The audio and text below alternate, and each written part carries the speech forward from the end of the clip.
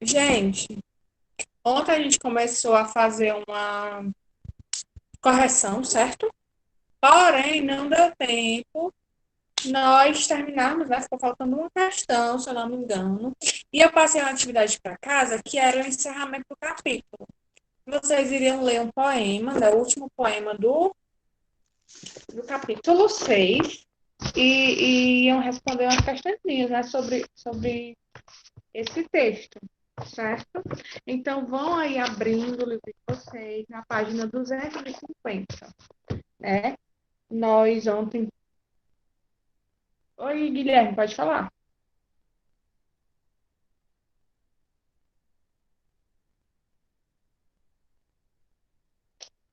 Esse, esse, esse ano, não. Vocês viram ano passado, né?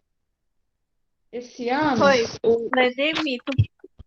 pois é, esse ano, o que vocês ainda vão ver é o artigo de opinião e, deixa eu ver aqui, a crônica argumentativa. Artigo de opinião que vocês ainda vão ver e a crônica argumentativa, né? Esse capítulo é um capítulo assim bem leve. Não que os outros gêneros textuais não sejam tranquilos, né? Fáceis, são também. Porém, esse gênero textual, né, que é o poema, é um gênero textual mais, vamos dizer assim, mais leve, né? Que traz reflexão, pode trazer reflexão ou não. E é um tema mais leve, certo? Nós vamos fazer o seguinte, acho que a gente vai começar amanhã a fazer isso. Vocês lembram que a gente leu um poema, né, de uma mulher portuguesa, a Flor Bela, e eu vou fazer com vocês a mesma coisa, não a mesma coisa, porque não tem como, né, mas parecido com o que eu fiz com os meninos do oitavo ano do ano passado, né? Na escola a gente trabalhou 15 poemas da Flor Bela, certo? E cada poema tinha uma mensagem diferente escrita por ela, certo? Como era presencial, eu levei os meninos para a quadra, a gente separei as equipes e a gente foi falando dos poemas, mas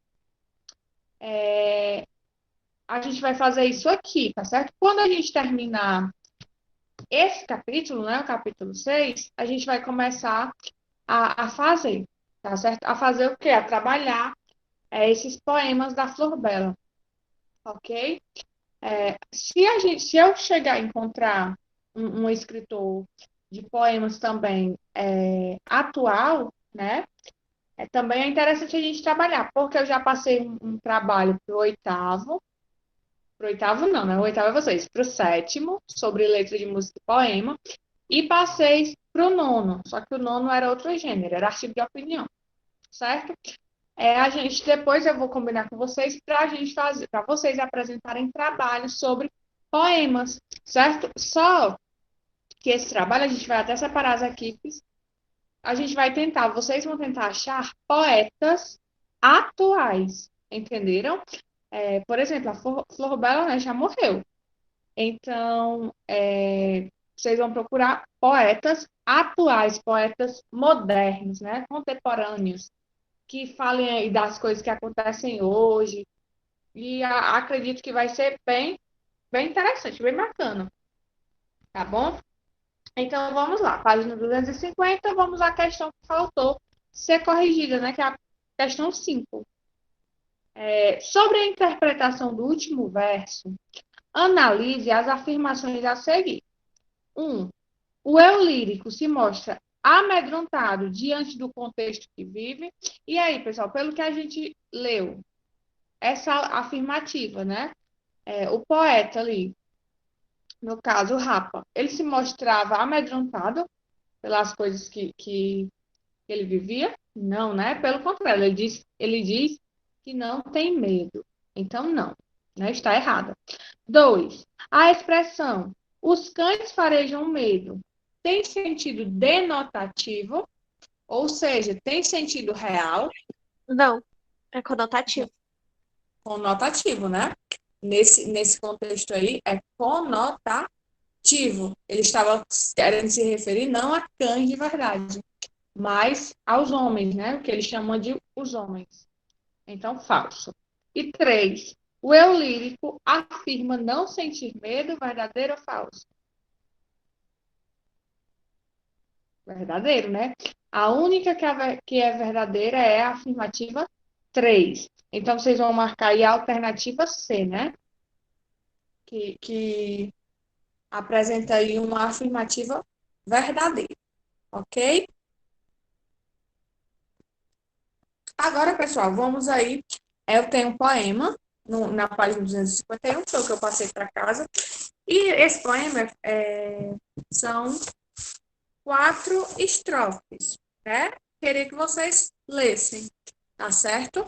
Pode sim, Isabelle. Mas, antes do poema, nós vamos ler esse quadro, né? Antes de começar a ler. Certo, Isabelle? Pode ler. O poema que você vai ler agora foi escrito pelo paranaense Paulo Leminski, 1949-1989, que, além de escritor, foi faixa preta de judô, crítico literário, tradutor, professor, músico e letrista. Leminski foi casado com a também poeta Alice Ruiz. Catatal, uma prosa experimental, é uma das suas principais obras e considerada uma das mais incentivas da literatura brasileira. Entre seus livros de poesia estão Caprichos e Relaxos, 1983, e Distraídos Venceremos, 1987. Guerra Dentro da Gente, 1986, se destina ao público infanto-juvenil. Sua obra poética completa foi publicada em 2013. Muito bem. Então, a gente vai ler aí o poema, né? Eu espero que vocês já tenham lido. E a gente vai reler um poema de Leminski. Né? Vocês viram aí que ele não era fraco, não, né? Ó, ele era faixa preta de judô, crítico literário, tradutor, professor, músico e letrista. Ele era tudo isso, né? E ainda era casado com uma mulher que também era poetisa, né? Então, a gente vai aí ler esse poema do Leminski, tá certo? Guilherme? Bem no fundo, no fundo, no fundo, bem lá no fundo, a gente gostaria de ver nossos problemas resolvidos por decreto.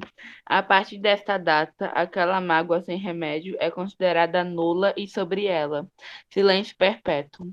Extinto por lei todo o remorso, maldito seja quem olha para trás, lá para trás não há nada, e nada mais. Mas problemas não se resolvem, problemas têm família grande. E aos domingos saem todos a passear o problema, sua senhora e outros pequenos probleminhas. Fantástico. Eu acho este poema, né, muito, muito bom mesmo. A forma como o Leminski fala dos problemas, né?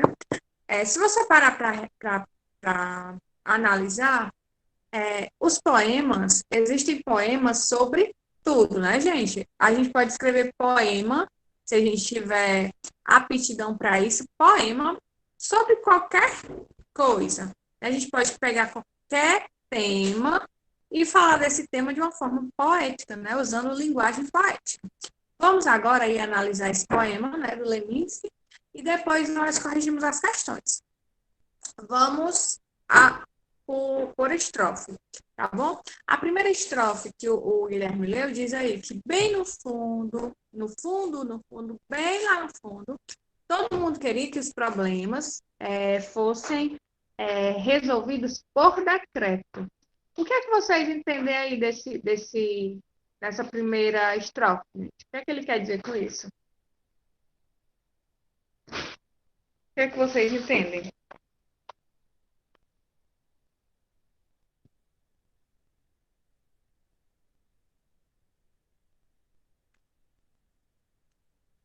Tia, eu não entendi muita coisa, não. O poema tem uma linguagem mesmo, né, às vezes um pouquinho difícil de entender.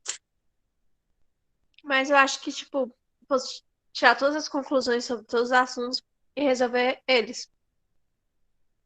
Exatamente.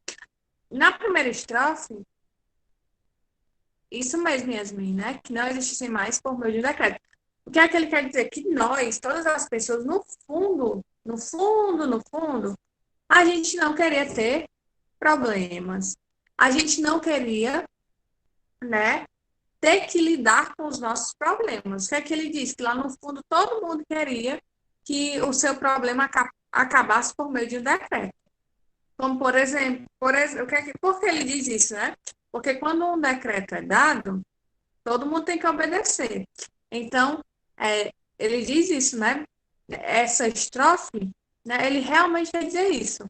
Que queria, óbvio que é uma metáfora, né?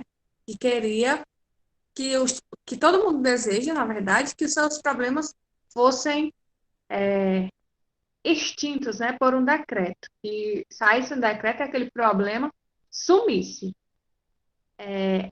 Aí, na segunda estrofe, ele diz assim, ó. A partir desta data, aquela mágoa sem remédio é considerada nula, e sobre ela, silêncio perpétuo. Vocês entenderam? Essa estrofe completa a primeira, né? É como se nessa estrofe, gente, estivesse acontecendo o quê? Como se essa estrofe fosse o quê? Vocês entenderam? Conseguiram compreender? Conseguem entender essa estrofe? Quando ele diz assim, a partir desta data, aquela mágoa sem remédio, né, é considerada nula. É como se essa estrofe aí, na primeira ele fala do decreto. E é como se essa estrofe fosse o próprio decreto, né? Como se ele estivesse lendo o decreto que saiu. Como seria esse decreto, né? Que a partir desta data, aquela mágoa sem remédio é considerada nula. E sobre ela, silêncio perpétuo. Ou seja, se existisse um decreto para acabar com os nossos problemas, seria mais ou menos assim, né? A partir de uma data, ninguém mais poderia lembrar daquele problema. Aquele problema seria esquecido, né? Aí depois ele diz assim: extinto por lei, todo remorso. Maldito seja quem olhar para trás. Lá para trás não há nada e nada mais. O que vocês conseguem compreender dessa estrofe? Conseguem compreender alguma coisa? As palavras de vocês, pessoal.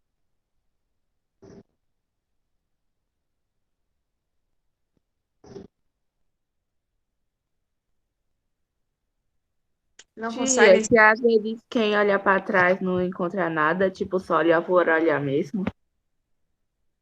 É isso. Ele quer dizer que atrás não tem nada, né? Quando a gente olha para trás, a gente não vê nada. Ou seja, ele está usando aí uma linguagem poética, né? Até metafórica. Porque, por exemplo, se você já passou por alguma coisa, né, no passado, e você ficar lembrando, remoendo aquela mágoa do passado, por exemplo, vai resolver alguma coisa? Você ficar lembrando, remoendo, sofrendo por algo do passado, vai mudar alguma coisa, gente? É como aquela história que a gente estava falando ontem, né? Da linguagem figurada. É, é como se fosse chorar pelo leite derramado. Então, ele quer dizer o que aí? Né? É como se fosse a continuação do decreto, entendem? É como se no decreto, né, ele imaginando esse decreto, se existisse, seria dessa forma. Que quem olhasse para trás, maldito que olhasse para trás. Lá para trás não há nada e nada mais. O que é que ele quer dizer com isso? Que no passado, que não adianta ficar olhando para o passado. Não adianta ficar buscando, usar aqui o nosso ditado, né? Não adianta chorar sobre o leite derramado. Não vai resolver nada, né? Você ficar remoendo uma coisa do seu passado. Mas, né, na primeira estrofe, ele deseja, né? Ele diz que todo mundo, no fundo, deseja que os problemas, né, fossem extintos por um decreto. Na segunda estrofe, na terceira estrofe, é como se ele estivesse descrevendo o decreto. E quarta estrofe, ele termina o poema, né, dizendo que tudo isso que ele falou na segunda e na terceira estrofe não passam, vamos dizer assim, de um desejo. Porque o que é que ele diz? Ele diz assim, ó, mas problemas não se resolvem. Problemas têm família grande. E aos domingos saem todos para passear. O problema, sua senhora, e outros pequenos probleminhas. Né? Eu acho essa estrofe a mais interessante de todas. O que é que vocês conseguem inferir aí, gente, dessa última estrofe? Que parece uma pequena família de probleminhas. No caso, pequena não, grande. Exatamente, ele fala de uma família de problemas, né? Ele fala aí que tem o problema, sua senhora, que seria a esposa, né? E vários probleminhas. Isso é uma linguagem, ele está usando uma linguagem metafórica. Mas o que realmente ele quer dizer com isso, gente? Os problemas não se resolvem, que no domingo todos os problemas saem para passear juntos. O que é que ele quer dizer com isso? Né? Lembrando que no poema, que o poema tem essa característica, né? De usar a linguagem literária, a linguagem poética, né? Que a gente chama de linguagem poética. Eles nunca falam nos poemas isso, isso, isso. Eles usam essa linguagem poética para te passar uma mensagem. Quando ele diz isso, ele quer dizer o quê? Que, na verdade, a gente nunca vai conseguir realmente resolver todos os nossos problemas. O que é que ele diz? Tem o problema, né? A senhora do problema, que é como se fosse a esposa, e vários pequenos probleminhas, né? Que são problemas menores. Então, o que é que ele diz? Que esse sonho aí de esses problemas sumirem, né?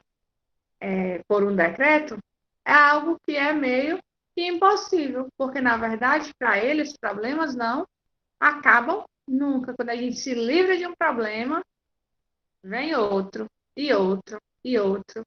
E assim nós temos vários problemas, né? Como se fosse realmente uma família de problemas. E vocês concordam aí com o Leminski, pessoal? O que é que vocês acharam do poema? O que é que vocês concordam com ele?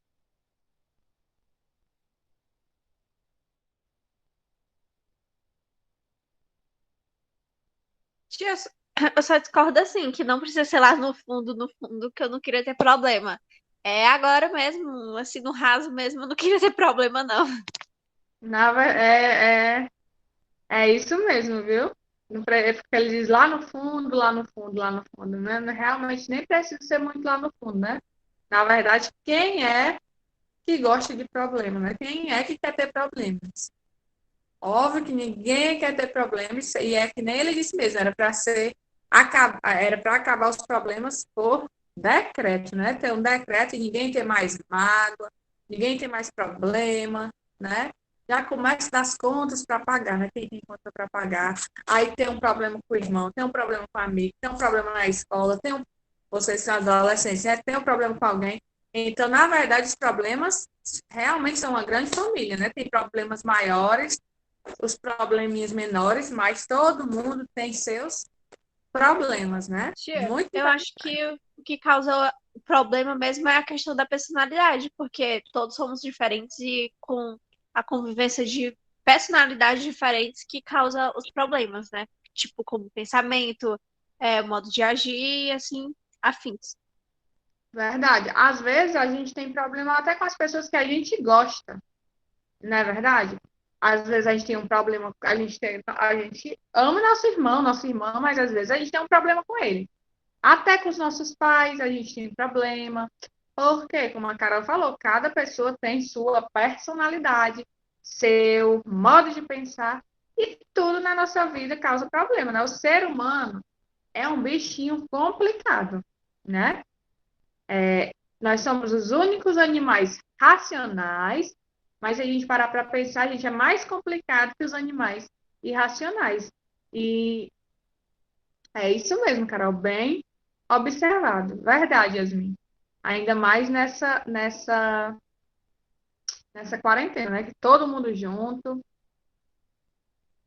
Verdade, Isabela. E às vezes as pessoas não entendem. Só quem entende é quem está passando por aquele problema, né? Em 4 estrofes, o poeta aí consegue trazer assuntos, né? Vários assuntos super legais e super atuais também, né? Pode falar, Guilherme.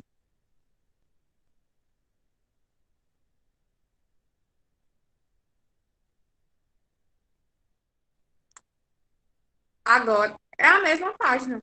A página que você leu. O poema, a gente estava só comentando sobre o poema. Agora a gente vai passar para as questões, tá bom? Vamos aí. Quem pode ler a primeira questão? Página 251. Pode ler, Guilherme. O poema de Paulo Leminski se estrutura em 3 momentos de significação, que podem ser assim caracterizados: hipótese, primeira estrofe, decreto, segunda e terceira estrofes, conclusão reflexiva, quarta estrofe. Na quarta estrofe, o texto se vale do humor como estratégia para lidar com a impossibilidade de execução do desejado decreto. Que recursos o poeta utiliza para provocar o referido humor? E aí, gente, na última estrofe, o que é que ao que o poeta recorre para causar esse humor? O que é que se dá esse humor? Com o quê? Como é que ele faz isso? Na última estrofe. Exatamente, usando as expressões conotativas. E que expressões conotativas são essas, gente? De dizer, né, que o problema é o marido, é como se fosse o marido, a senhora é a esposa e os probleminhas é como se fossem os filhos, né, as crianças. Aí vocês vão colocar exatamente isso, né? As expressões conotativas e vão dizer que expressões conotativas são essas, tá certo? É de comparar o problema com o senhor, a senhora é como se fosse a esposa, né, do problema, e os probleminhas como se fossem crianças, filhos, ok? Segunda questão, Guilherme? Assim de fazer o leitor concordar com seu ponto de vista, expresso na primeira estrofe, o poeta utiliza um recurso que aproxima ambos. Transcreva do texto o termo utilizado com essa finalidade. E aí, vocês vão observar somente a primeira estrofe do poema. Qual é a expressão que esse poeta utiliza na primeira estrofe para aproximar o leitor, né, do poeta? Ele usa uma expressãozinha. Que expressão é essa, gente? Procurem aí na primeira estrofe. Bem no fundo, no fundo, no fundo, bem lá no fundo. A gente gostaria de ver nossos problemas resolvidos por decreto. Não, é uma palavra que aproxima ele, né, o poeta, das pessoas que estão lendo, dos leitores, das Gostaria? pessoas. Gostaria? Não, procurem aí. Que palavrinha é essa? É só na primeira estrofe. Isso, Isabelle. A expressão é a gente, né? Quando ele usa essa expressão a gente, é meio como se ele tivesse uma aproximação com o leitor, né? A gente, ele e o leitor. Certo? Aí Porque vocês ele vão se escrever. incluía, né, na oração. Exatamente, ele se inclui e ainda inclui nós leitores, né? Quando ele diz a gente, ele está falando de todo mundo, né? Todo mundo, dele e de quem está lendo. Terceira questão. Guilherme pode ler, se alguém quiser ler, também diz aí no chat, tá, gente? Pode ler, Guilherme, a terceira. Se na segunda e terceira estrofes, o poeta faz uma relação entre o seu poema e discurso jurídico. Destaque as palavras e expressões utilizadas para criar essa relação. E aí, gente? Como eu falei para vocês, né? É como se a segunda estrofe, a terceira, fosse realmente o decreto. Pode sim, Isabela. Como se fosse realmente o decreto. Que expressões ele utiliza que a gente percebe isso, né? Que é como se ele estivesse escrevendo um decreto. Aí vocês vão dizer aí algumas algumas expressões ou palavras.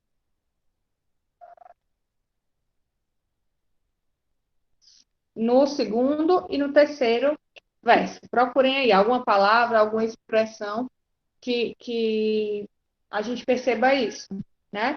Que é como se fosse o decreto mesmo, como se ele estivesse lendo um decreto. Que expressões e palavras a gente percebe isso? É mais de uma, tá certo?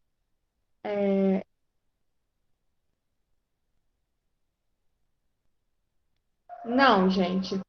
Vocês vão procurar palavras vamos lá, eu vou ler para vocês vão conseguir entender.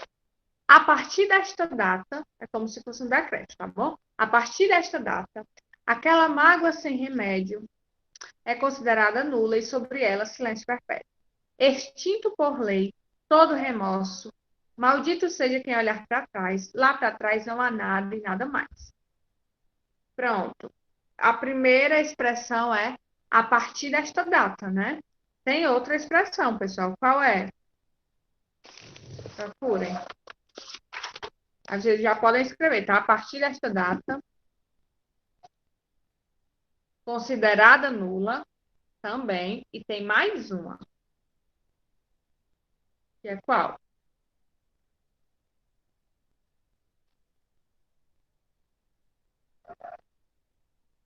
Está correto. A partir desta data é considerada nula. Tem mais uma. Pronto. Extinto por lei. Só essa expressãozinha, tá? Extinto por lei. Então, vocês vão colocar tudo isso que a Isabelle colocou aí no chat, né? Com exceção de todo remorso. Pode tirar essa parte. Coloquem essas expressões todas, tá? Abre parênteses, abre aspas, desculpa. Escreve, fecha aspas, vírgula, abre aspas, aí coloca a outra expressão, fecha aspas. Todas entre aspas, tá? Porque foram expressões retiradas lá do poema. Aí vamos aí, Isabelle. Primeira questão da página 252. Você conhece o projeto Hipertexto? Se não conhece, acesse o link a seguir. Texto. Chove na grande nuvem. Os seres humanos acumularam até agora infinitas bibliotecas de mensagens, contando todas as plataformas virtuais que já foram inventadas. 7,2 bilhões de escritores cuja literatura será extinta. Ao escolher escrever, produzimos o conteúdo que não cabe mais no armazenamento limitado. Um colapso se aproxima e é inevitável que tudo seja perdido. Falar, por outro lado, não preenche espaço nenhum, a não ser que você decida gravar. Mas há algum tempo que a gente escreve mais do que diz. Ainda que não perceba, nossa vida já está inteira por extenso. E o problema é justamente esse. A memória disponível não é suficiente para suportar tanta gente, tanta voz e tanta letra. Nenhuma solução foi planejada para quando o limite fosse atingido. Por isso, todas as palavras que foram escritas serão apagadas. Todas as fotos vão desaparecer. Todos os áudios serão silenciados. Só vai sobrar o que vai conseguir guardar aqui. A memória do mundo é a memória de um site. Estes são todos os textos que sobraram. Muito bem.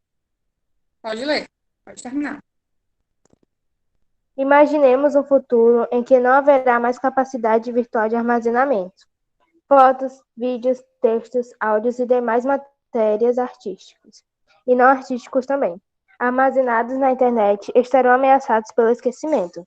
Porém, diante dessa ameaça ao volumoso acervo de arquivos virtuais produzidos por dia, há uma solução aparentemente simples e que, se executada da forma planejada, poderá proporcionar a seus leitores uma experiência inesquecível, repleta de conexões aleatórias. Nesse contexto, reflita. Muito bem, gente. Vamos aí, né, às questões. Certo? Letra A, Isabel, pode ler. O que você entende por hipertexto? E aí, pessoal, o que vocês entendem por hipertexto? Vocês sabem o que é um hipertexto? As palavras de vocês, o que é que vocês sabem sobre isso? O que é um hipertexto? Com certeza todo mundo aqui já viu algum ou já leu, né? Será que é um texto bem detalhado? Talvez, né? Mas ele tem é um texto grande, é um...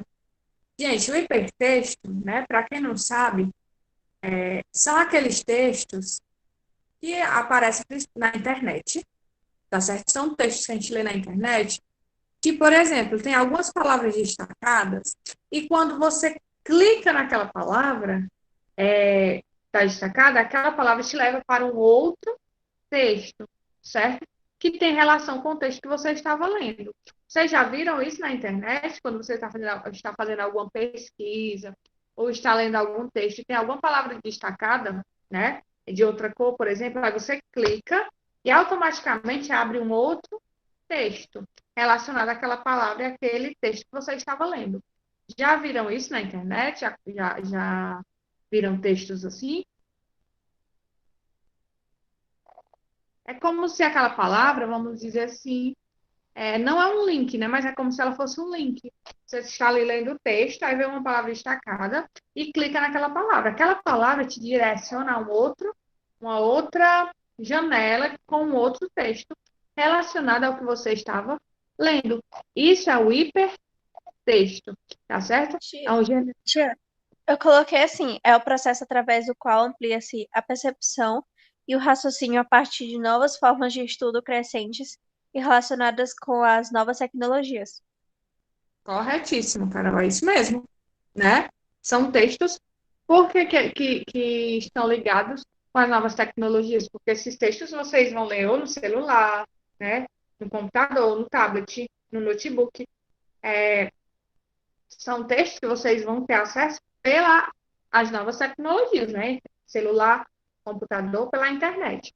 É isso mesmo, cara. É como se fosse um novo modo de ter informações, né? Você clica uma palavra, abre um outro texto, né? Isso é o hipertexto, tá certo? Essa resposta era pessoal.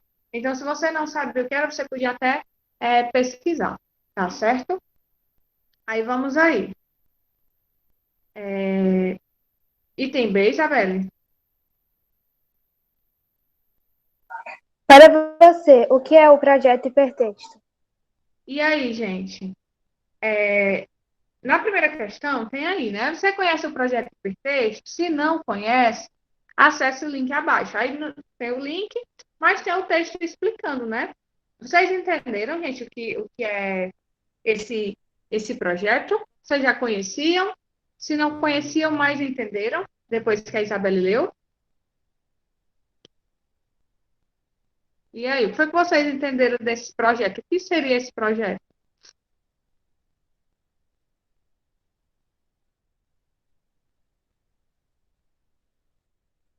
Ninguém?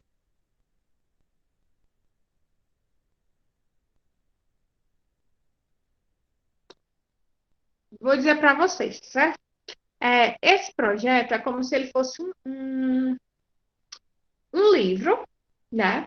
Mas não é um livro convencional, como se fosse um site, né? Que fosse um livro. E esse livro, certo? Seria um sítio arqueológico do futuro. Como assim? No futuro, né, as pessoas podem acessar esse livro, né? Esse web livro, no caso, que vai falar de coisas, por exemplo, que aconteceram agora. Aí, daqui a 50 anos, as pessoas iriam acessar esse livro, né? Podem acessar esse livro feito na web, e poderiam ter informações de coisas que aconteceram agora. Entenderam? É como se fosse um livro, mais um livro, né? Criado na internet, certo? Entenderam? Ótimo. Aí vocês vão escrever isso, tá bom? Podem escrever com as palavras de vocês. E outra coisa que eu estou vendo aqui também é que qualquer pessoa poderia ir escrever nesse livro, né? Nesse site. Na verdade, seria um site. Se eu quisesse ir lá escrever alguma informação, né? Eu poderia, o projeto é que qualquer pessoa poderia acrescentar informações para as pessoas lerem futuramente. Bem interessante, né, gente? Essa ideia, esse projeto. Já pensou ter um site que todo mundo pode ir lá, né? Escrever, óbvio, coisas interessantes, né? E informações relevantes, né? E no futuro, pessoas de outras gerações, né? Terem acesso a isso. É bem interessante. É como se fosse um jornal, mas isso aqui é um livro, só que escrito, né, na internet, em um site. Entenderam? Bem interessante. Vamos terminar só a letra C, né? Que está dando a hora. C e D. Vamos lá, Isabelle, letra C. Dentro do site, como se dá a leitura, navegação? E aí, gente, como é que as pessoas iriam ler esses textos? Vocês encontraram essa resposta? Perceberam? A Isabelle leu. Seria por hiperlinks, tá certo? Onde, por exemplo, que nem eu falei agora, naqueles textos que tem as palavras destacadas, você iria ler, Guilherme, um texto, por exemplo, aí iria apertar em um link, né? E esse link te levaria para um outro texto. E assim sucessivamente, né? Através dos links, vocês iriam conhecendo as histórias, tá certo? Pessoal, deu a hora, né? De vocês irem para o intervalo de vocês. Então, fiquem com Deus. Um beijo, até amanhã. E deixem o número de vocês no chat, tá bom? Tchau. Beijos.